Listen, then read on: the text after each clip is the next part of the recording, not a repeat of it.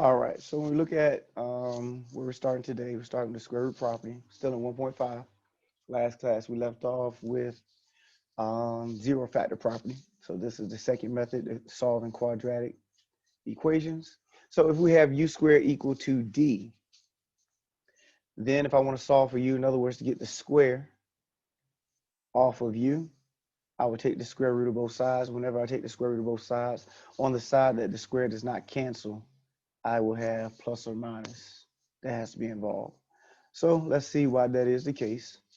When I look at x squared equal to 25, once again, your goal is to solve for x, get x by itself, and you want to plug in values for x that will make that true. You want all of the values that will make that a true statement. So when I look at what's being squared, if I'm squaring 5 times 5 will give me 25, but also negative 5 times negative 5 will give me positive 25. So when I go to take the square root of both sides, square and square root will cancel on the left, leaving me with just x. And then on the right, I have plus or minus square root of 25. Then take the square root of 25, and that's 5. So that gives an account for both scenarios, the positive 5 and the negative 5. So whenever you're solving, whenever you're taking the square root of both sides of your equation, you have to give an account for a positive and negative result. That was just a general way of expressing this right here. Someone asked u squared equal to d. Just a general way of expressing this scenario, where you have something that you're solving for that's squared, and you want to get it by itself. You want to get the square off of. If I wanted to get the square off of u, I would take the square root of both sides. Taking the square root of both sides means I will have to have a plus or minus involved. All right. Questions on that before we use it in other examples? So once again, when solving your equations, whenever you take the square root of both sides, you have to have plus or minus involved.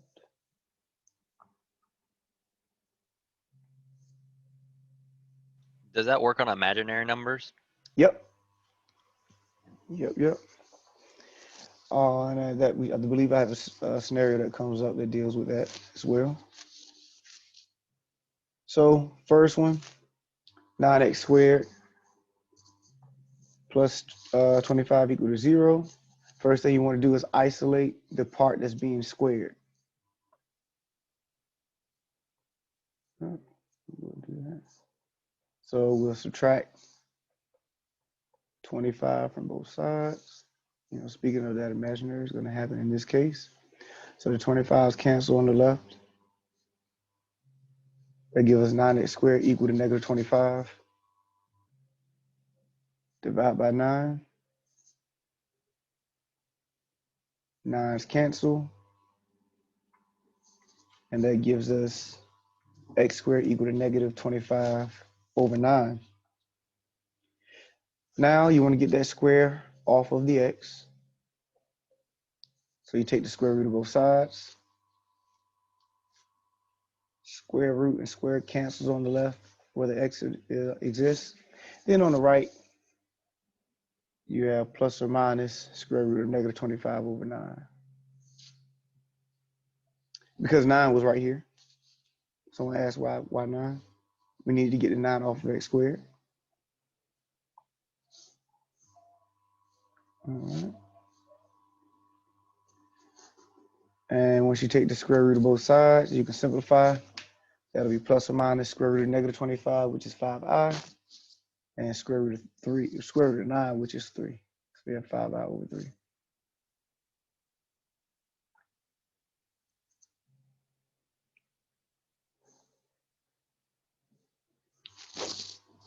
All right, questions before we do another one?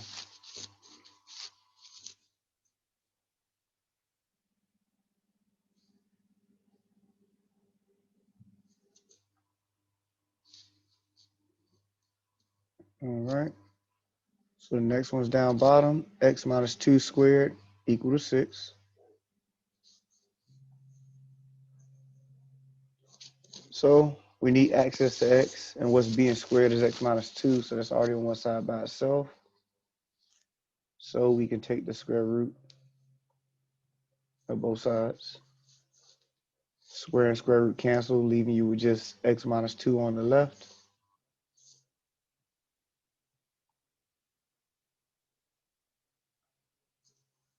And then plus or minus square root of 6 on the right.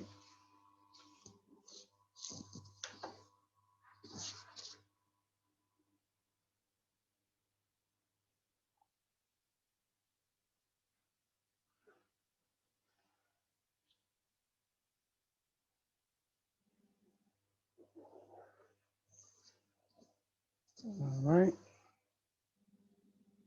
Next move is to add 2 to both sides. Your goal is still to get x by itself.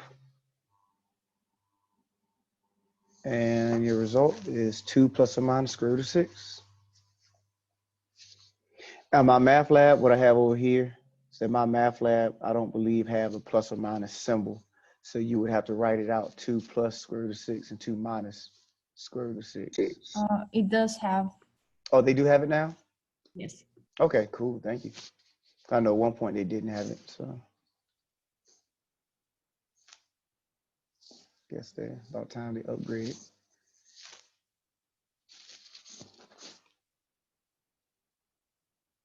All right, questions before we go to the next one?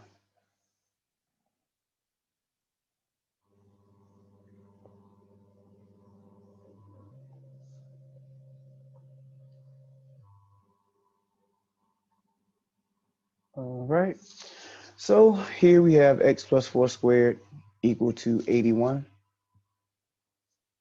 I say something in the chat? What is it, plus or minus? When you take the square root of both sides, it results in plus or minus.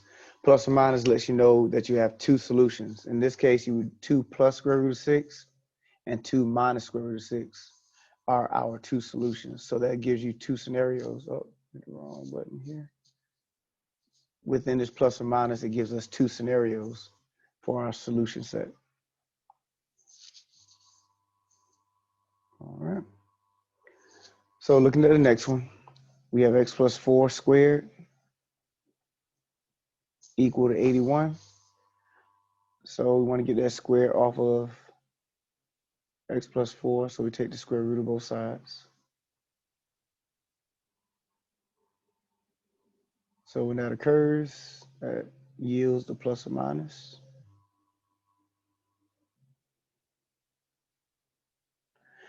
Square root of 81 is 9.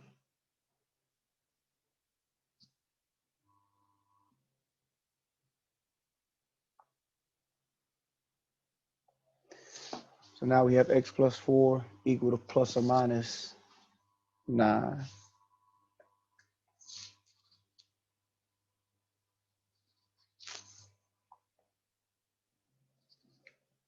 Still trying to get x by itself, so we subtract 4 from both sides. And the result will give us negative 4 plus or minus 9. So don't forget you can add and subtract 4 from 9. So you are expected to do so. So I could not leave my answer in this form because you can simplify further. Remember the last one, we had this square root of 6. So we weren't able to simplify any further without turning to a decimal. And then even if I have an imaginary situation, 6i, I can't add a real to imaginary, so it's okay to leave it like that. But if I have 2 real numbers or 2 numbers that I can combine, you are expected to do so. So your actual answers will be 5 and negative 13. Quick question, Professor. Mm-hmm. For the problem we just did right now, how would we write it? X equals 5 and x equals negative 13? I believe they want it, like this. Okay. Yeah, in my math lab. Try it out in your homework. Wait, somebody said something in the chat. Yeah, somebody said they believe the combos work. Yeah, you can try it out in your homework. And I was going to talk about that, when we get to talking about that test. I got test 1 that's posted. When we talk about syntax errors, so don't let me forget to mention this again. But I won't interrupt the lecture, going there right now. But yep, that should be fine. All right. questions before we look at the next method?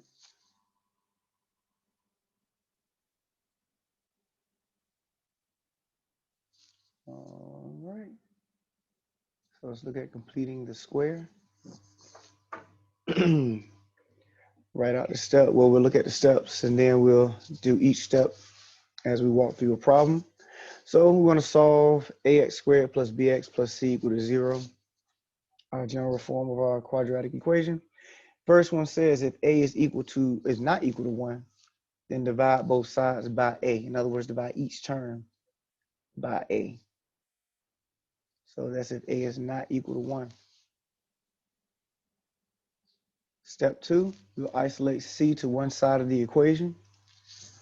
So here in that purple, basically your term that does not have x involved at all, you're going to move it to one side by itself.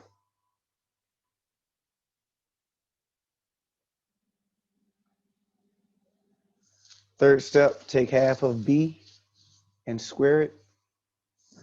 And then you want to add the result to both sides of the equation.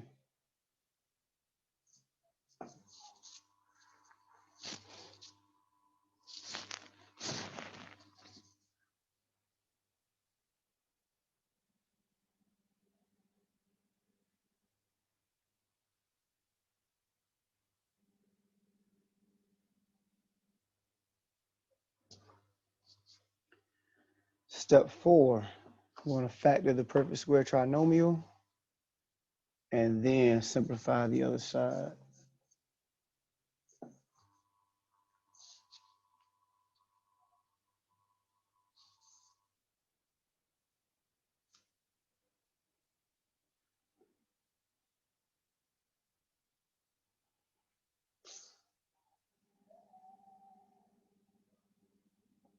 Step 5, we're going to solve using the square root property.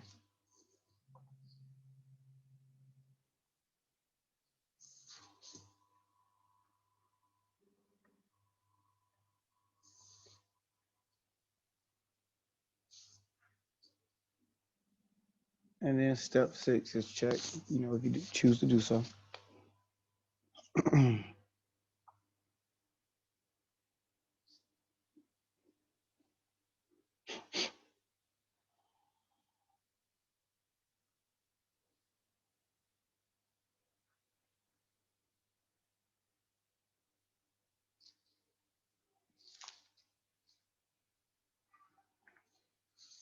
All right.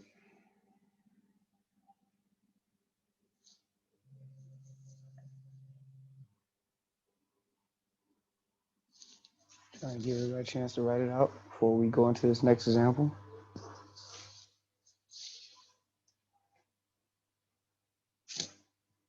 So we're looking at x squared minus 6x plus 4 equal to 0 as our first example under completing the square.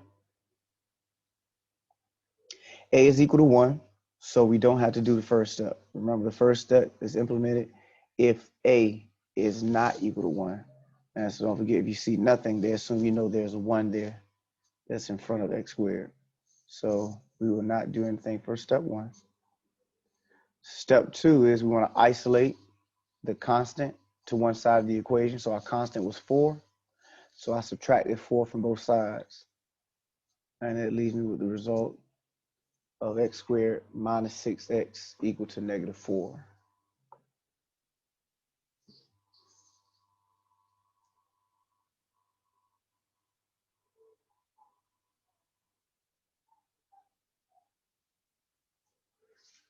All right. Step 3, you want to take half of your b term and then square it. So b was negative 6. Half of negative 6 is negative 3. Negative 3 squared is 9. And then we want to add it to both sides. So you have to add it to both sides so you don't change the value of the equation. So it's x squared minus 6x plus 9 equal to negative 4 plus 9.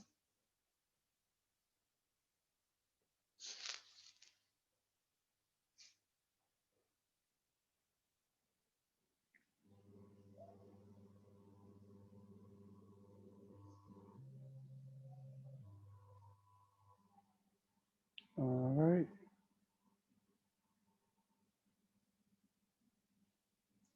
So step 4, go ahead and factor that trinomial. That's going to be x minus 3 squared.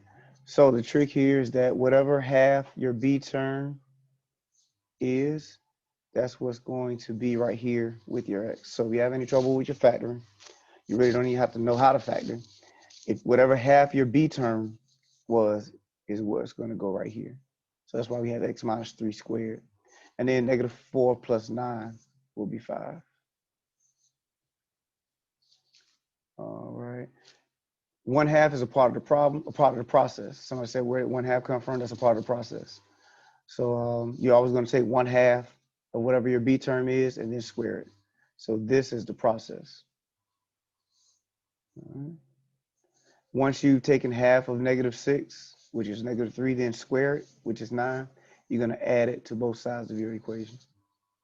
And that's the end of step 3.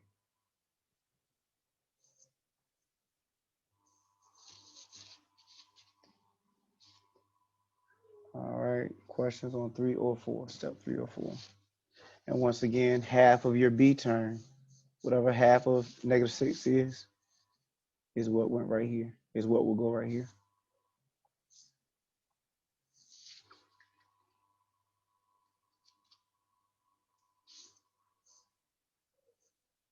Any questions before we go to the next step?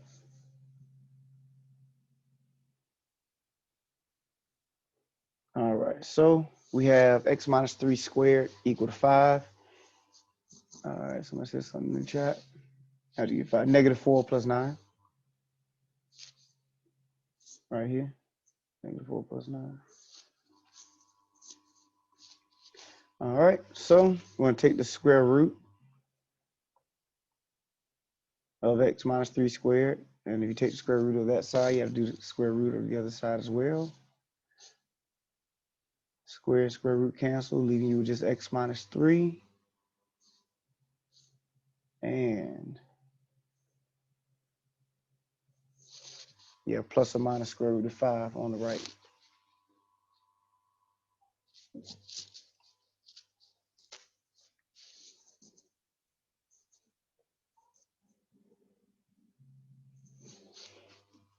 All right, so to finish it off, we add 3 to both sides. 3's cancel. And final answer, x equal to 3 plus or minus square root of 5.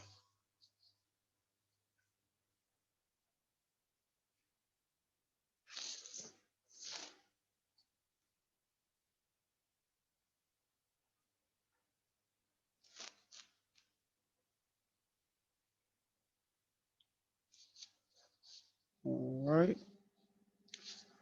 Question on that one before we run through it again with another problem.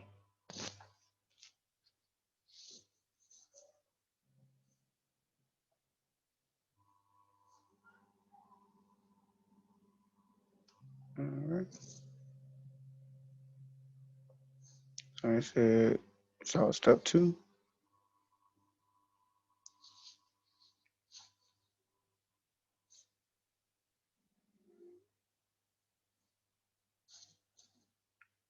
All right. I have kind of a dumb question. Oh, you're fine. What is a constant? A number pretty much without attachment to any variable at all. So 4. Okay. And you know, so if I have of course I don't have my pen up. So if I have y plus 5x plus 7, I'll say minus 7. So the -7 would be a constant. If something is not attached to the variable, to any variable, it's considered a constant.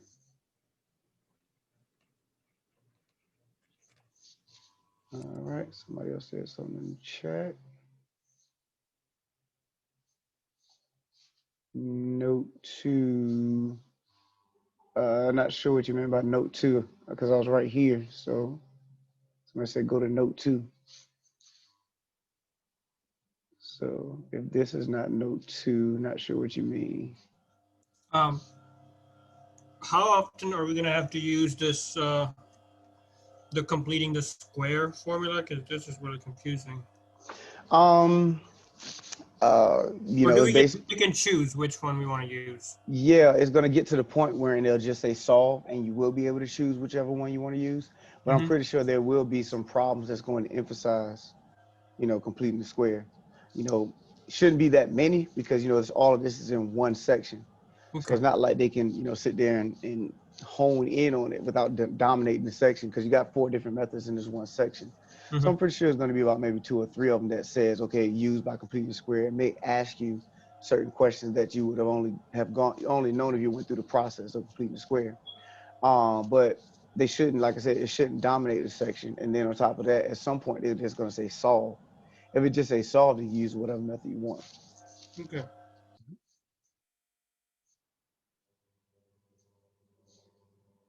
All right. Questions before we go to the next one?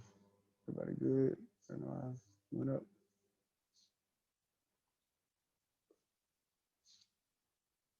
All right. So the next one, 9x squared minus 6x minus 4 equal to 0. And first step, it says if a is not equal to 1. So in this case, a is equal to 9. So that's why we have to do step 1. So we divide each term by 9 because we want x squared to have the coefficient of 1. So we divide each term by whatever is sitting in front of x squared. And when we do that, the 9's cancel in the first term, leaving us with just x squared. Then we have 6 over 9, which reduces to 2/3. 4 over 9, which is just 4 over 9. And then 0 over 9 is 0.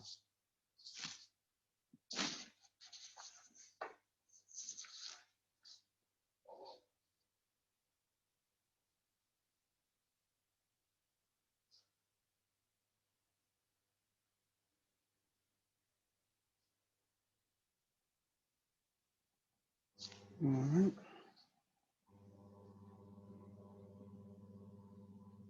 So from there, we're going to isolate our constant, which is 4/9 in this case, at negative 4/9.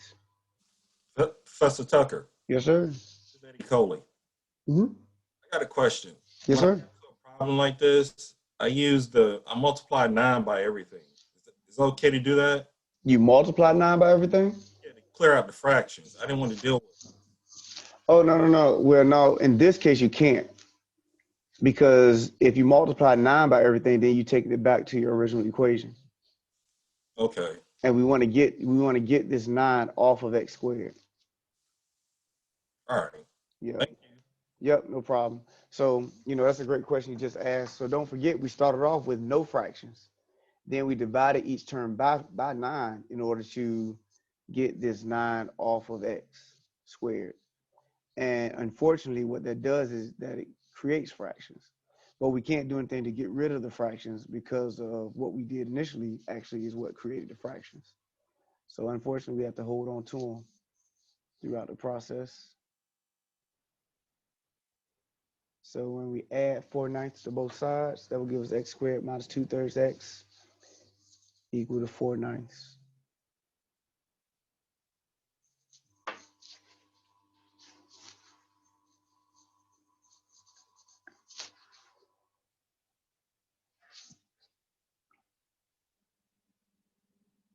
All right. Everybody okay to go to step 3?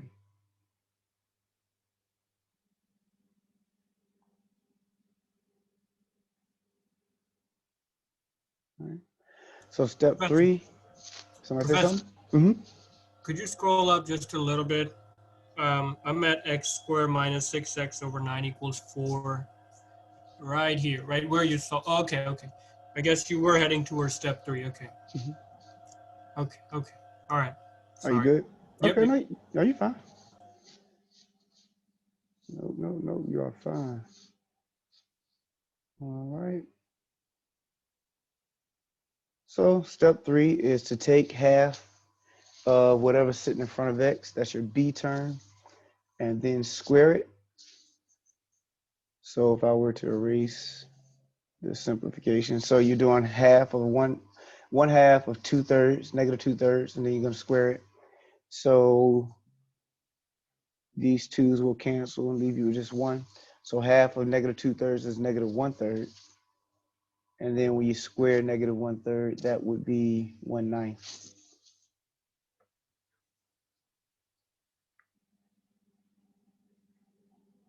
And you add the 1/9 to both sides of your equation.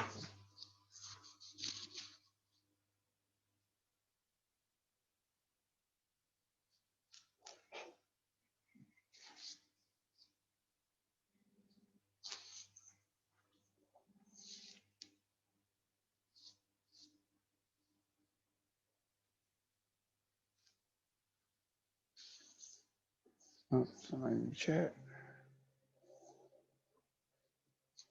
Once again, that's a part of the process.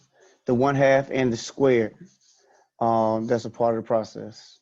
That's what enabled us to have this relationship right here, which is also going to enable us to be able to do completing the square. Well, we'll have a perfect square trinomial by doing this process. So it creates the perfect square trinomial right here whenever we take half of your middle term or your b term and then square it. So if you just hold true to the 1/2, that's never going to change. The 1/2 and this square will never change as a part of your process, and then go from there. All right. Very good. Go to the next part. So now you want to factor that trinomial and then simplify the right side. So remember, once again, even if you're not comfortable with factoring trinomials or factoring or whatever, you don't have to be. All you have to remember is that whatever half of your b term is, that's what goes right here. That's always going to be the case. So that's why we have x minus 1/3 squared. And then 4/9 plus 1/9 is 5/9.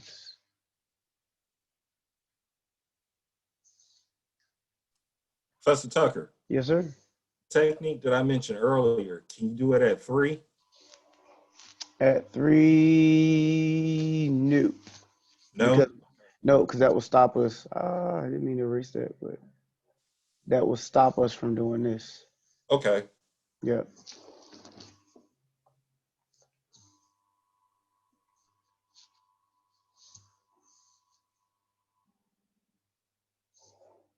All right. So step 5 is to go ahead and start solving it. Remember, we can solve by taking the square root of both sides. Square and square root will cancel on the left. And that will leave us with x minus 1/3. Then on the right, we have the square root of 5/9, which in turn, don't forget, whenever we take the square root of both sides, plus or minus has to be involved.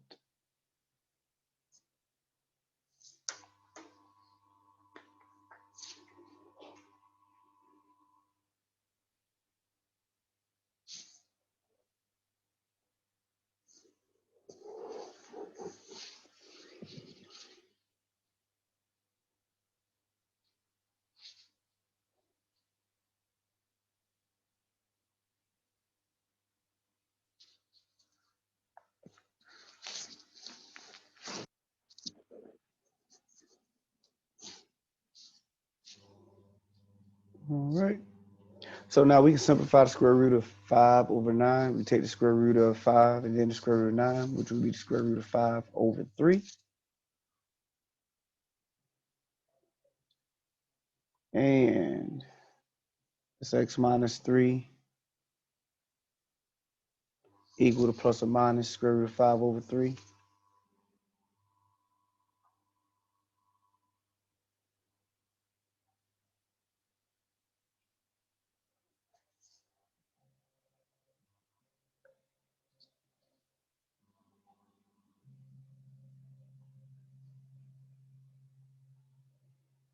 Still trying to get x by itself.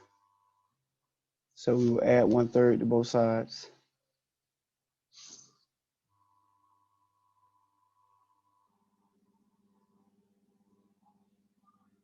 And our final answer will be 1/3 plus or minus square root of 5/3.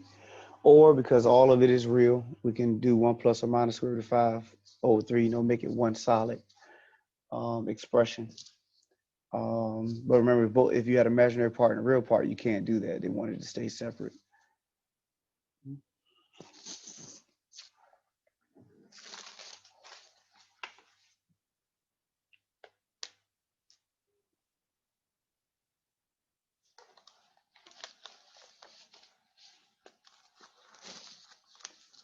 Any questions? All right.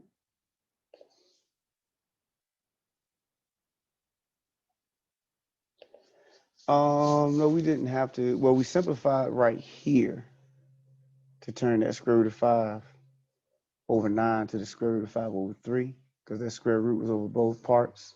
So you had to do that. And then we already had 1/3 right here. So that was the only simplification came right here at the square root of 9.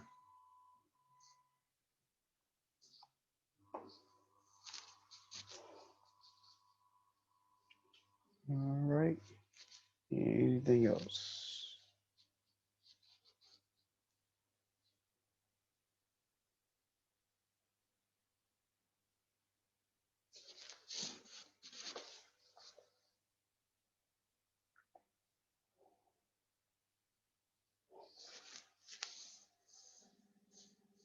All right. Last method, the quadratic formula.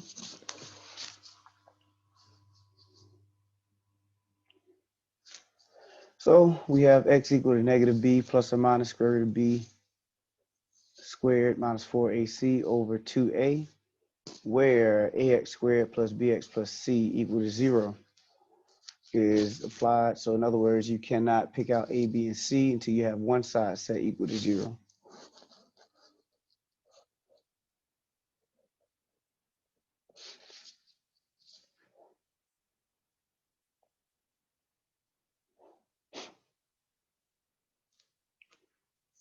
All right. So when you go about doing your substitution into this equation, on this formula, don't forget, let me say this first, the quadratic formula will work for all quadratic situations or scenarios. They give you all of these methods so that if, depending on the scenario you're given, other forms or other methods may work easier than others, but the quadratic formula will work for all scenarios. So if you just want to use the quadratic formula when you go about solving, you can always do that. But always just make sure you're careful with your substitution. Make sure you don't lose negatives throughout the process. And if you do everything properly and correctly, then you'll come up with that right answer all the time.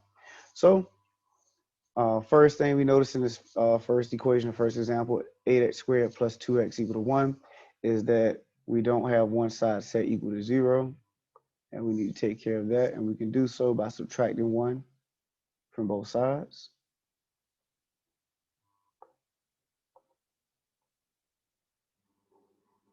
So the 1's cancel, and that gives us 8x squared plus 2x minus 1 equal to 0.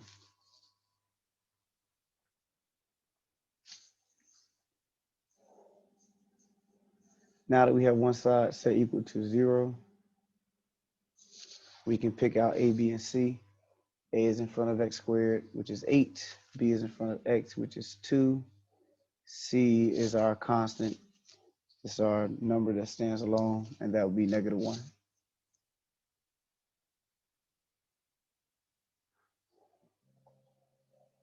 From there, you go to plug in accordingly.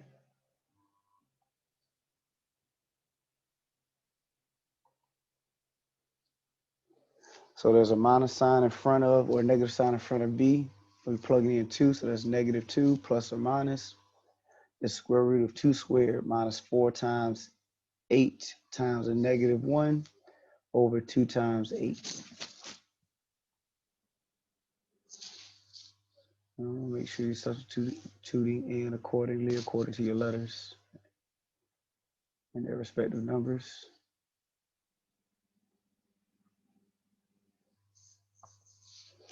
Now we can simplify. 4, that's negative 2, that's plus or minus. 2 squared is 4. And we have negative 4 times 8, which is negative 32 times negative 1, which is a positive 32. Then down bottom, 2 times 8 is 16.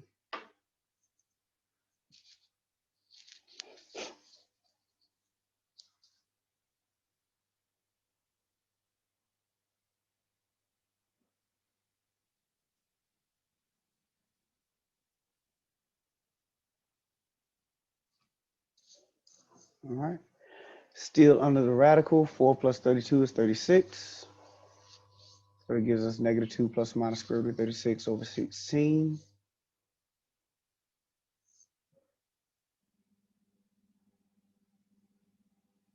Square root of 36 is 6.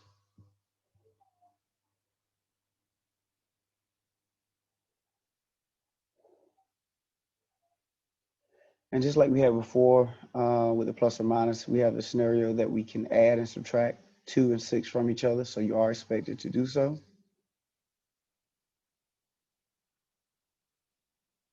And so we're going to do negative 2 plus 6 over 16, negative 2 minus 6 over 16.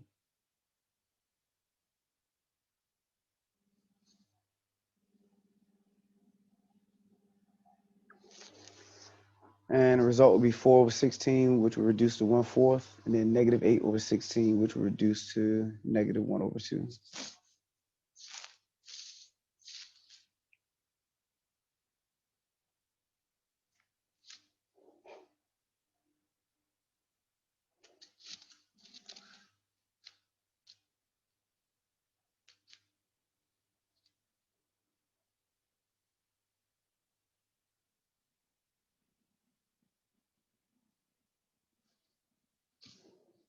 All right.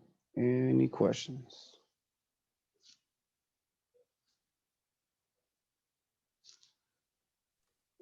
Professor Tucker, Yes, sir.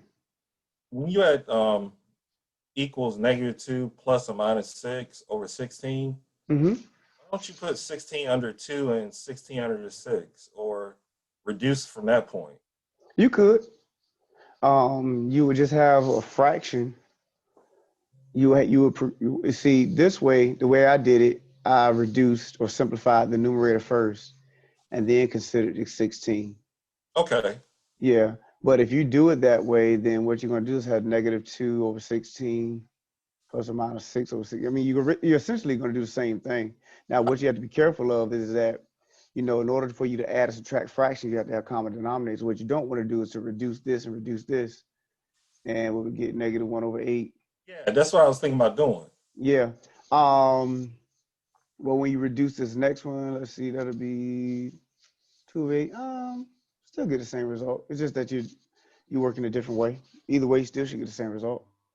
Okay, cool. Only thing I would be careful of is that, let's say if I had another number that would produce in my reducing a different number down here, then I'm going to have to take it back and get my common denominators. You know what I mean? Like, let's say if I had 8 up here, then that will reduce down to 1 over 2. Well, now in order for me to add or subtract these, I need to bring them back to common denominators. You see what I mean? So different scenarios may create different situations that you may not have to go through if you just go ahead and just add the top, Keep it simple. Thank you. Yeah, most definitely. But once again, your mathematics wouldn't be incorrect. It's just that you might be adding a couple more steps, to the process.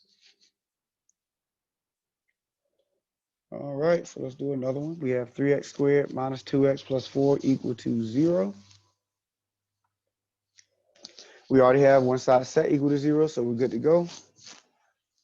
So that means A is equal to 3, B is equal to negative 2, and C is equal to 4.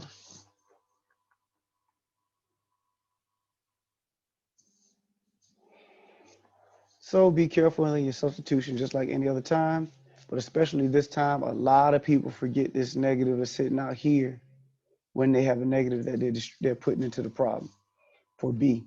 So we have negative 2, but there's also a negative that comes along with the formula in front of B. So that should be negative 2. But once again, I see a lot of people leave off that first negative, so be careful with that. So it's gonna be plus or minus the square root of negative 2 squared minus 4 times 3 times 4 over 2 times 3.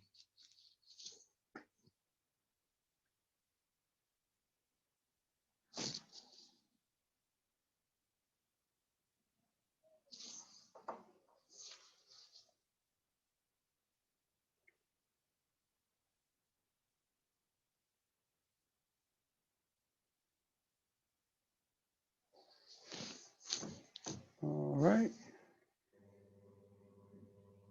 So negative to negative turns positive, so that's a positive 2. Plus or minus negative 2 squared is 4. Then that's going to be minus 4 times 3, which is 12. 12 times 4 is 48. And on bottom, 2 times 3 is 6.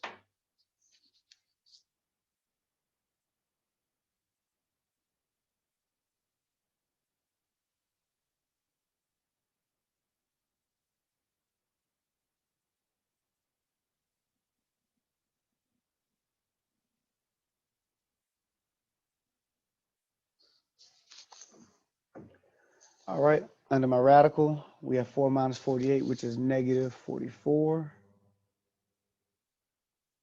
So we have 2 plus or minus square root of negative 44 over 6. And then right here, you see where I'm breaking down the square root of negative 44. So I broke that negative 44 down into negative 4 times 11. Take the square root of negative 4, leave the 11 under the radical. Square root of negative 4 is 2i. Like I said, leave the 11 under the radical.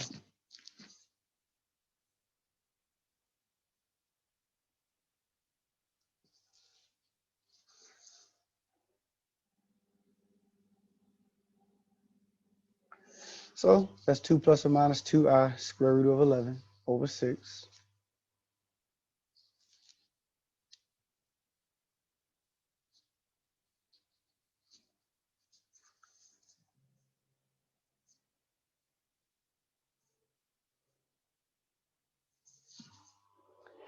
Now, we have a real part and imaginary part. So once again, we do need to break this apart. But even if we didn't have that imaginary part, because we have a 2 in both terms in the numerator, and we have that 6, which also has a 2 in it, we would be expected to reduce regardless. So take that 6 into each term. So it'd be 2 over 6 plus or minus 2i square root of 11 over 6. And that reduces to 1/3 plus or minus I square root of 11 over 3.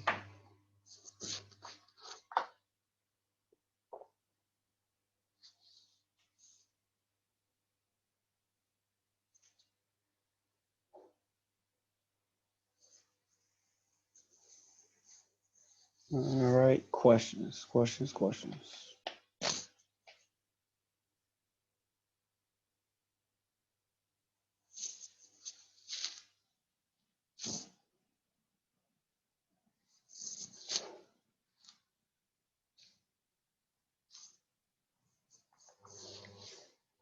All right, any questions on anything I've said up to this point? Everybody good, everybody straight?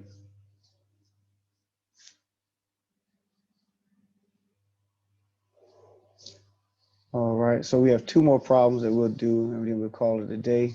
They're actually coming out of 1.6, but they are using methods we've already used up to this point. So I wanted to go ahead and knock those out, and then we'll pick up in 1.6 on next class. So 1.6 is called other types of equations. So the first one that we're looking at is 3x to the 4th equal to 27x squared.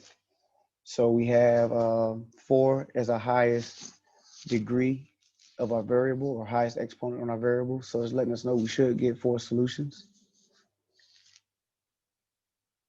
So just like we did when we dealt with quadratic, we will set one side equal to 0. And I did that by subtracting 27x squared from both sides.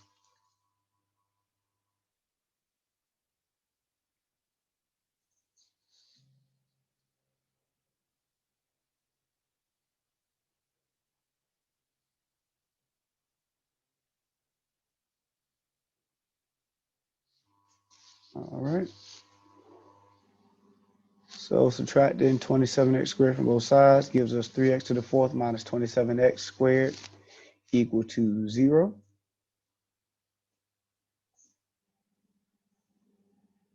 So now we want to factor. So the first thing I would do is take out the GCF of 3x squared. Take that 3x squared out of each term. Bring it to the outside. What we would be left with is x squared minus 9 in the parentheses.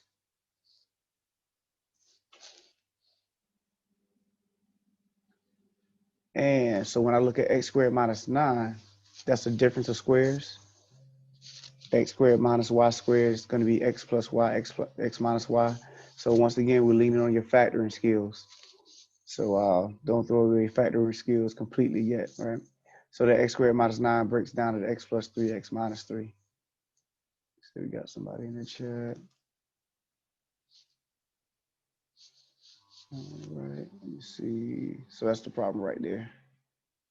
3x to the fourth equal to 27x squared.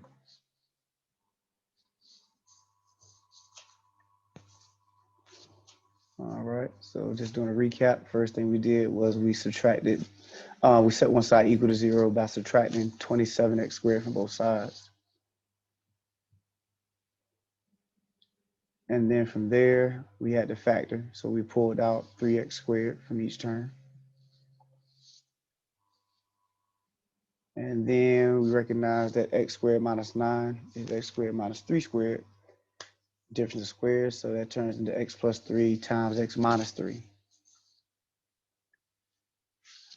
Now, once we've factored completely, we can set each part equal to 0.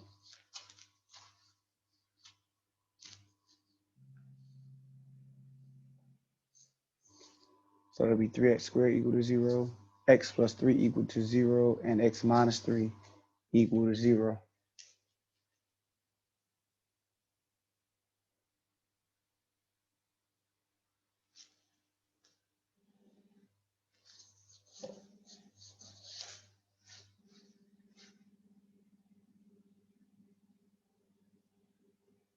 All right. For the first one, 3x squared equal to 0, I would divide both sides by 3. 3's cancel, leave me with x squared equal to 0. Then take the square root of both sides. Square and square root cancel. And so then I have plus or minus square root of 0. And we know that there's no such thing as a negative 0. So we have a repeated solution of 0 in that case. And I'm just showing you that because remember we mentioned getting 4 solutions. And actually we have 2 of them that appears in this first one. You don't have to write it twice. Just showing you that it is such thing as a repeated solution. And we do have that in this first part of our problem. And so our answer is 0. Then for the next part, x plus 3 equal to 0 is negative 3 for a solution. And then add 3 to both sides. And that last one, we'll get positive 3 for our final solution. So those will be our 4 solutions because one of them repeated at that 0.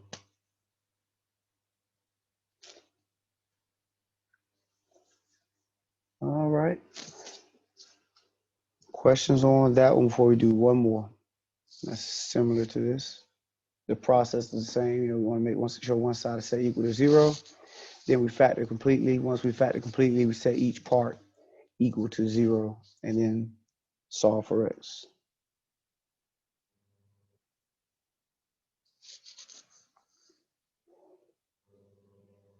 All right.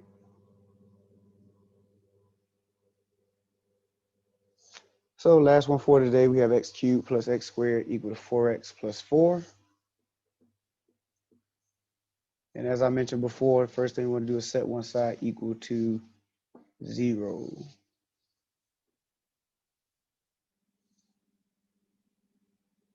So subtract 4x and subtract 4 from both sides. I decided to take them to the left. where my leading coefficient, leading terms are. And that gives us x cubed plus x squared minus 4x minus 4 equal to 0.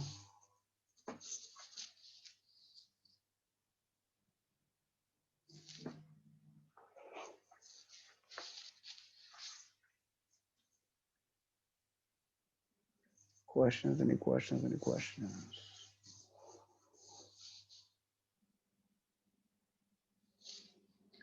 All right, so now when you have 4 more terms, you want to factor by grouping. And normally what you do when factoring by grouping is you group together the first 2 and second 2 terms. Also, when you're grouping together, notice this minus sign that's sitting in front of 4x. I did not separate it from the 4x. I included it as a part of the grouping. So you don't want to do that. You don't want to separate that minus sign from that 4x.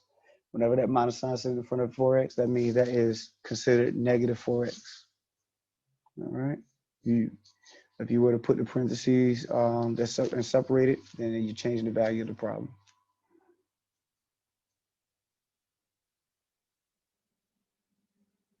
All right. So now what we're going to do is to factor out the greatest common factor out of each grouping and bring it out front. So out of x cubed plus x squared, I can pull out x squared, and that left me with x plus 1 in the parentheses. And then in the second parentheses, we have negative 4x minus 4. I pulled out negative 4, and that left me with x plus 1 in the parentheses as well. Now, these have to be the same in order for you to be able to move forward in this process. If you were to factor out and don't get the same thing in that factorization or in that grouping, in that parentheses, then you need to either make sure you, of course, check your factoring. But if your factoring is correct, then you need to go back and rearrange your terms. Sometimes that'll work as well. Just rearrange the terms, factoring again in a different way. But like I said, in order for us to move forward, x plus 1 would have to be in both parentheses. All right. Because what happens then is that we're going to factor out that x plus 1 and bring it out front. And what we're left with is x squared, minus 4.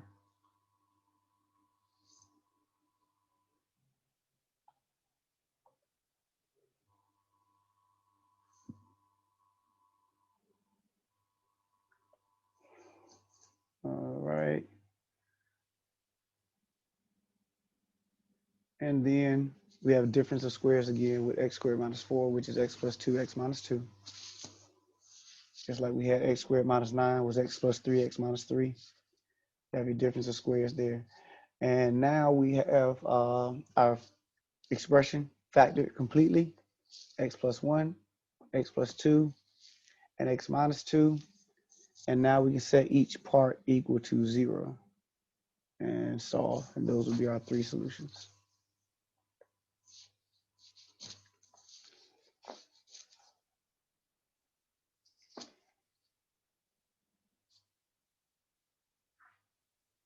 All right, questions? Any questions?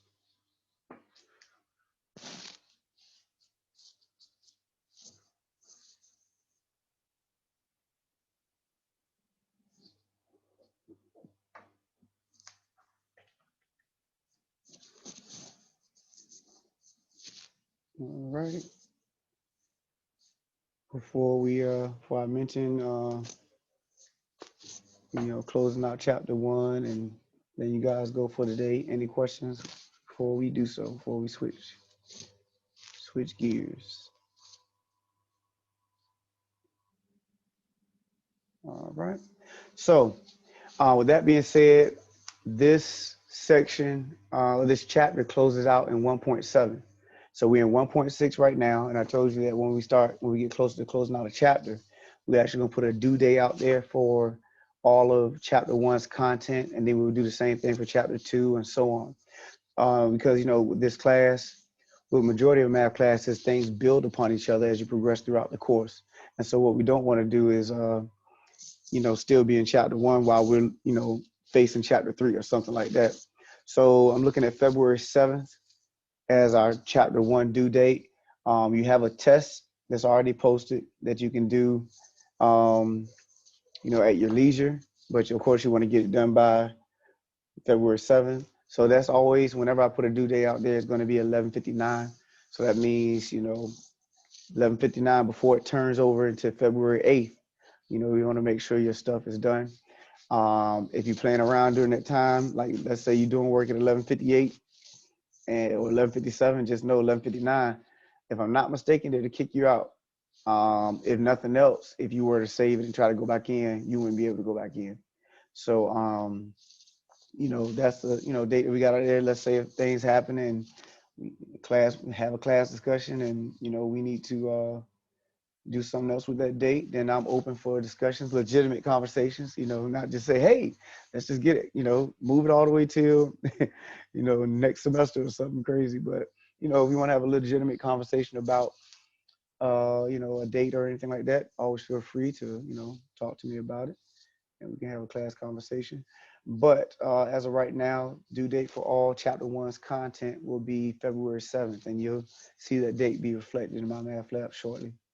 But and that's a Sunday. That's over 2 weeks from now. So you're talking about, what your goal is to always trying to be keeping up with the lecture. Like I said, we just touched on 1.6.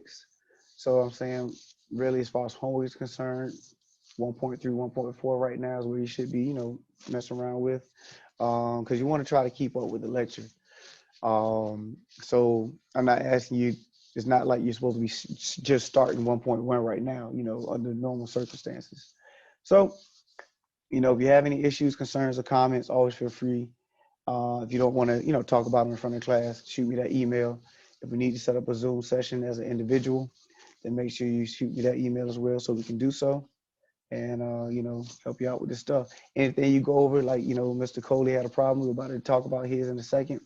Any problem that you get, let's say if you even do the test and you saw a problem that gave you an issue and you want to go retake the test, because remember, you get 2 shots to get the best grade possible on the test that I post. I'm not even, you bring it to class, we can just do it or talk about it or whatever. I'm not even going to ask you where you get your problems from. We just talk about them and make them happen. So before we go into Mr. Coley's question, does anybody else have any questions about, anything I've said up to this point? Everybody good? Everybody straight? Okay. So, somebody in the chat. Hold on. Do we need to submit pictures or scratch work? Yes, thank you for saying that. For your test, yes, not for the homework though, but for your test, I do need scratch work. So, just take a picture with your phone or scan it through, whatever device you have, and shoot that to me, and you'll be good to go. So thank you for that. Yes, sir. With my math lab, they want, even if you had a correct answer, they want it in a certain format. That's the one thing I picked up on. Yep, and that's what I was getting back. That's what I meant to get back to when from your classmate's earlier question about submitting X. So same thing. Basically, let's say if you submit all of your answers as X equal to -1, X equal to -2, and X equal to 3. But my math lab wanted it as -1, -2, comma, and then 2, comma, they're going to mark it wrong because you got too much stuff going on. You know what I mean? So it's most definitely valuable for you guys to take note as to how you submit your answers during homework, because that's how they're going to ask for your answers during the test. But what I was trying to get at is, you give us the benefit of the doubt when you look at it. Yeah. Well, that from last class, man. All I do is tell you to tell me. You know what I mean? So it's the same thought process, same standard. And that's what I was going to get to with this syntax errors. That's what they call syntax errors. When you type in something that the program is not programmed to, to receive. What you would do is shoot me an email. And of course, this is for everybody, not just Mr. Coley, but, shoot me an email stating, can you take a look at test 1 problem? There's 5, 6, or whatever. I believe I got them right. And I can adjust the score accordingly. So, it's the same deal as how we had it in our previous class. Someone said something In the chat? in the blue parentheses issue. Yeah. how it should be submitted. All right, cool. Thank Mhm. you. All right, cool. Thank you. Thank you. All right. Anything else before I get to his specific problem? He had a problem that he asked me to do.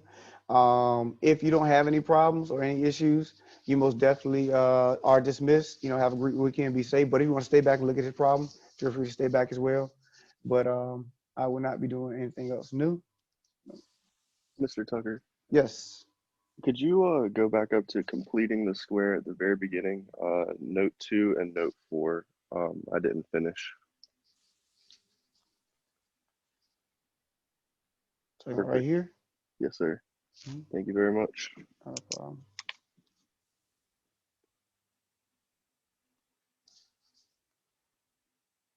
All right, Mr. Coley, looking for that problem. I just had it.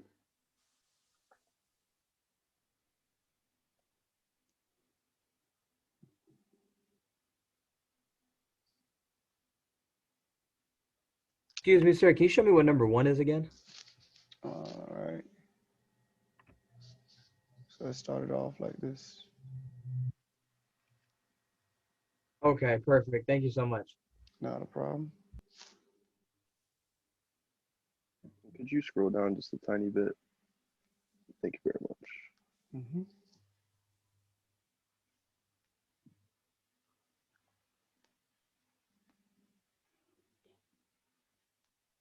So, Mr. Coley, when I'm looking at this problem, you have x squared minus 3/4 x. Um, what was the original problem?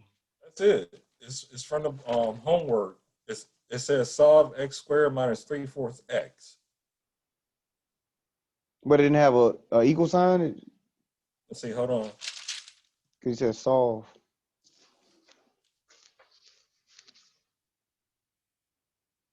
That's it. All right, what number was this? Oh, okay, you go up here 1.5, number 16. All right, so let me go to that. Thank you, Mr. Tucker. Not a problem, sir. Not a problem at all. And I did completed the square, Uh-huh. but I don't know how to get the answer. I know that the x value is x equals 3/8, but I don't Mhm. I don't know the process of going back and putting in parentheses and putting x minus 3/8 parentheses squared. All right, hold on. I'm getting to it. Oh man, it's a whole bunch of man. It didn't just say solve. What I It mean, says it says determine the constant that should be added to the binomial so that it becomes a perfect square trinomial.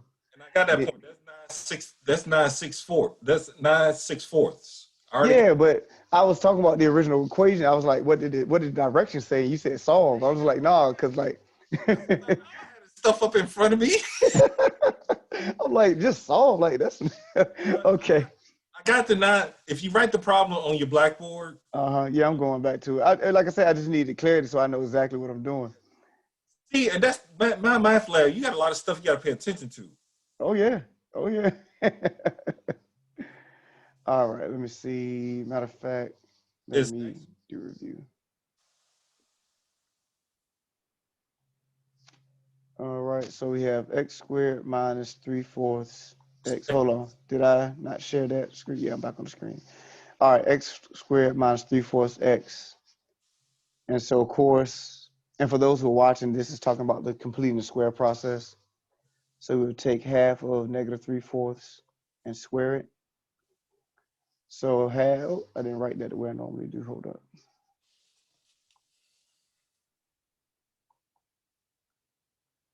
So half of negative 3/4 is going to be negative 3/8. So all you do is multiply. And then squaring that is going to be 9/64. So the question, like I said, for those of you who outside of Mr. Coley, the question was, they gave us this, what constant are we going to add to both sides in order to be able to do the completing square process? And so it's going to be 9/64. So what was the next part of what they were asking you, sir? Uh, We'll have to flip back between screens. All right, hold on. Let me Got that part, the 9/64. So 9/64 minus 0. And the other constant gonna be 9/64, positive. all right, hold on 1 second.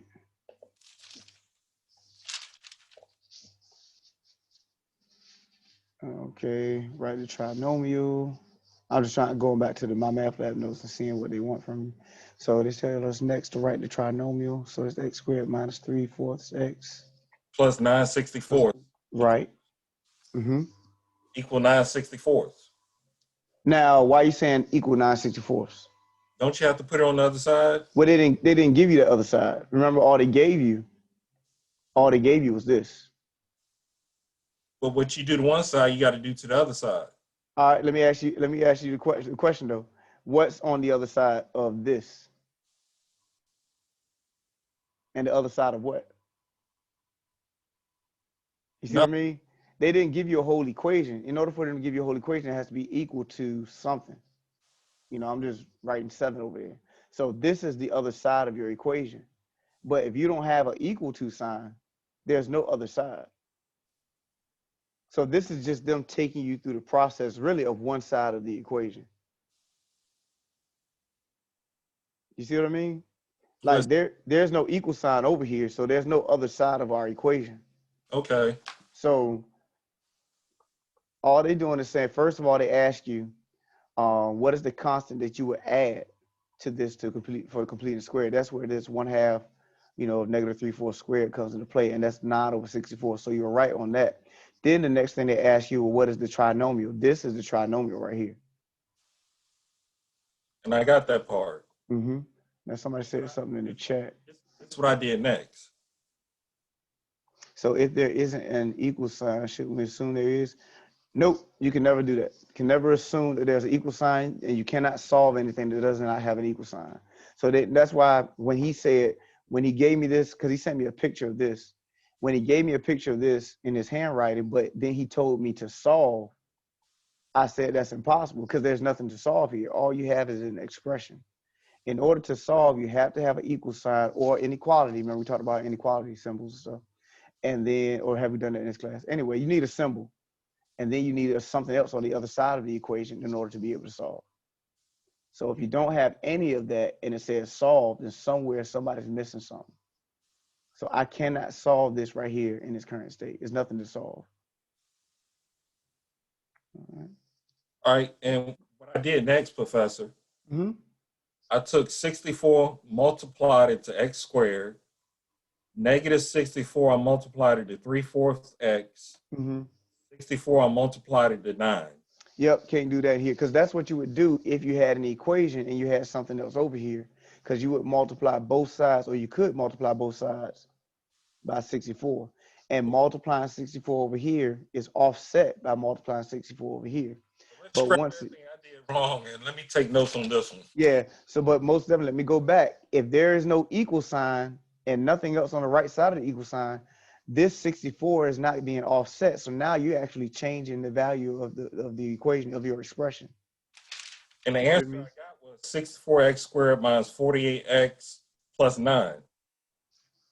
Yeah, that's what would happen. Yeah, but that would have been wrong because, like I said, when you multiply 64 over here, in mathematics, in order for you to alter an equation, you have to be able to do right side and left side. Or when you talk about a fraction, top and bottom. You see what I mean? There has to be something that offsets whatever moves you're trying to make in order to, manipulate the equation.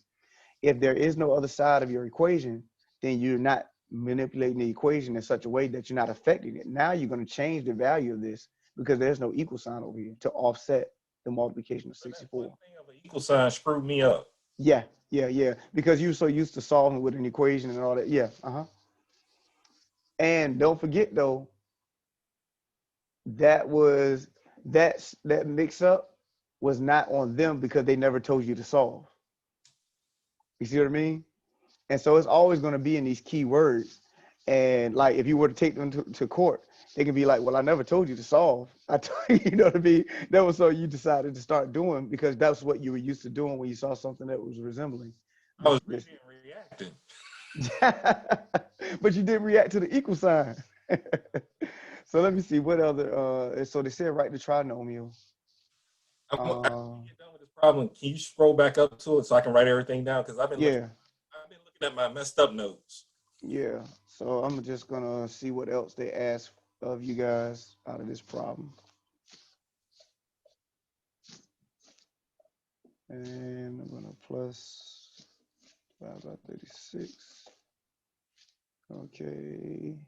Factor result. Okay, so then they want you to factor it. And like I said, I'm coming back. I just want to see what else they want you guys to do with this one. Factor fraction. Is it just multiplication? Say that again now. I forget how to factor fractions. It's just multiplication, the multiple of 36. Hold on, that should have been my sign. Hold on 1 second. Let me see what else they're asking of you guys. Okay, that's all they wanted. All right, so that's just a problem that emphasizes the completing the square process. Okay, so let's go back to the one that you had. So now when it comes to factoring, remember I told you if you're doing this process, you really don't have to know anything about factoring. All you need to remember is that you did a completing the square and you're going to have x something squared, whatever your variable is. And that something is right here. How do you know to put the parentheses x something squared? Well, that's the process. That's the process. That's why it's called completing the square. See what you have right here by doing half of that b term and squaring it. Now you have a perfect square trinomial. Now you have a perfect square trinomial. By doing that, that creates a perfect square trinomial. When you add that 9 over 64 to it, you have that perfect square trinomial. So this will always be the result. It will always be your variable, whatever squared. But that whatever comes from whatever half your b term was. So whenever I get half the b term, automatically pop it into x minus wherever it is. Right, well, or plus. If it was positive, it would have been plus. Just write that and square it. Mm-hmm. And so, you know, if it's negative, it would be negative. But if that's plus, then it would have been a positive 3/8. There's no procedure, just know to do it. Well, that is the procedure. Oh, okay. Mm-hmm. Excuse me, Mr. Tucker, I have a question. Yes. When are you going to be posting this Zoom call? What's today? Wednesday. I can try to get it out tonight. Normally I hit them on Friday. No, yeah, that's perfectly fine. Yeah, just before next class because I kind of want to review a little bit of this. Yeah. At the end, it started lagging for me a little bit, and I'm kind of behind on the end. So I kind of just want to rewatch it and just get it all down. Yeah, no problem. Yeah, I try to get them out on Fridays. Yeah, if I don't get them out on Fridays because something happened and I couldn't do it, but normally Fridays. All right, thank you so much, sir. I really Not a appreciate problem. it. And I'm going to submit the rest of my homeworks as well. Okay, sounds good. Thank you so much. Have a good weekend, and I'll see you on Monday. Yep, same to you. Take care. I'll be looking at your old lectures. Say again, sir? At those old lectures. Oh, you say you've been looking at them? Yeah, that's how I get a clue. Yeah. That's why I sent them to you guys. I figured that it would help some. Yeah, that's how I get a clue. And if it won't for MD60, I'll be clueless. All right. But so you good now though with what they were asking of you and everything? I got it now. So to be honest, I got the answer, but I didn't get I got the answer of x equals 3/8, but I didn't do it that way. Yeah. Well, you were trying to solve. That's why. That's the only reason. You were trying to do more than what they asked of you. So Okay. yeah. That's it. All right, sir. Sounds good. I will see you on next class. But if not, you know, if I see you before then, I know because you hit me up. Hey, check your emails over the weekend for real. I will do, man. I'm sick now, so I'll probably be firing off some emails. All right. Good day. You do the same. Professor? Yes. I have a question. I'm nearly almost done with 1.4's homework, but there was this last one that kind of got me a little bit confused because I don't think there's a way to actually reduce these negative square roots anymore. Okay. It was -8 squared times -5 squared minus -7. Hold on. You said -8. Now squared or square root? Oh, square root, sorry. Okay, so it's -8 square root of? No, the Oh, the square root -8. Okay, all right. There you go. And then parentheses, square root of -5. All right. Minus square root of 7. Okay. Or 7, sorry. Oh, so is it 7 or square root of 7? Right there is good. I have it. Great. All right, so what you should do first is to go ahead and recognize that you have these square root of negatives. So that's going to be, do we want to simplify that all the way down? I guess we could. This square root of -8, you can actually break that up into 4 times 2, which would be 2i square root of 2. You know, if you were to do it this way.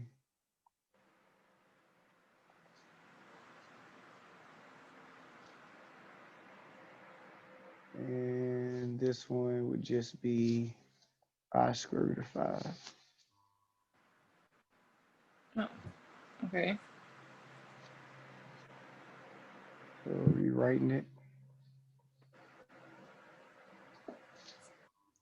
So now we're going to distribute that. But that's okay before I go ahead and do it straight? Yeah, I got it. Yeah. Then we go ahead and distribute. So that's going to be 2i squared square root of 10 minus 2i square root of 14. So you're doing 2, of course, nothing multiply to the 2 because nothing else is on the outside of the radical. But then I times I will give you I squared, and then square root of 2 times square root of 5 will be square root of 10. And then in the other one, the only thing you could simplify or multiply is the square root of 2 and the square root of 7. But the 2i is still in the front of that. So would that be the final answer? Nope, almost. Now here, we cannot have I squared as a part of our final answer because that reduces down to -1. Oh, okay. And so your final answer should be -2 square root of 10 minus 2i square root of 14. That should be it right there.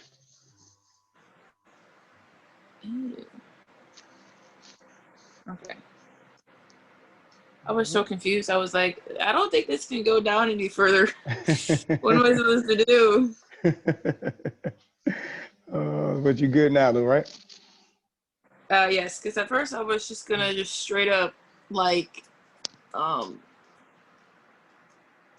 bring the -8 into the other square roots, and I was like, nope, I can't do that because then it's gonna be. Well, you could have. It's just that at some point you was gonna have to break it down. If you did it correctly, you still could have done it without taking this breaking down the square root of 8 early. But I just figured that since we were gonna have to do it anyway, we might as well just go ahead and do it now. Yeah. You know, in the beginning, I should say. Right. Okay. Just taking down the notes. Sorry. Oh, no, you're fine.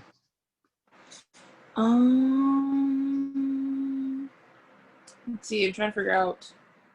I was doing the homework on my iPad, and it wouldn't let me type in my 2 answers for these other 2 problems, and I wasn't sure if they were right. Let me ask you this: are you using Chrome or? No, I'm using Safari. Try using Chrome. It might be because you're using Safari. Okay. Yep. Safari doesn't interface as well as I believe my math lab would like Chrome does and Firefox does. So. Okay. Well, thank you. All right, no problem. You have your good one. You too. All right, take care. Take care. Ooh.